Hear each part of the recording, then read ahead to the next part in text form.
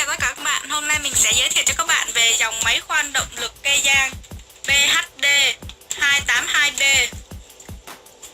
Máy khoan này có 3 chức năng. Và đây các bạn sẽ nhìn thấy vỏ hộp của nó bằng nhựa rất là chắc chắn, có in logo của Keiyan. Bây giờ tôi sẽ mở hộp xem bên trong có gì. Bên trong có một sách hướng dẫn sử dụng và một phiếu bảo hành 6 tháng của Keiyan và một đũa đo đầu khoan. Và thành phần không thể thiếu của chúng ta đó là máy khoan Keiyan BHD 283B.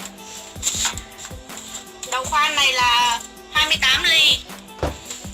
Có một tay cầm. Có 3 chức năng. Chức năng thứ nhất là khoan sắt, khoan gỗ. Chức năng thứ hai là khoan bê tông. Và chức năng thứ ba là đục bê tông. Có một tem chống giả. Và có logo của Keiyan in dập nổi. Và có một công tắc đảo chiều. Ở dưới thì chúng ta sẽ thấy có một logo một tem thông số của Keiyan. Dòng điện là 220V, công suất là 800W, tốc độ là 1250 vòng trên phút. Và ở dưới chúng ta sẽ thấy có một công tắc.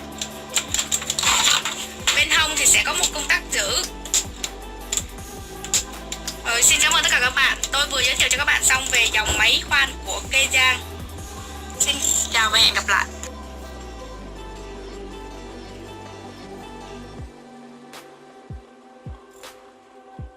Xin chào tất cả các bạn. Hôm nay mình sẽ giới thiệu cho các bạn về dòng máy khoan của Bosch GBH226DRE. Như các bạn đã thấy, xung quanh là nhựa rất là chắc chắn. Chúng ta hãy cùng vui ra xem bên trong có gì nha.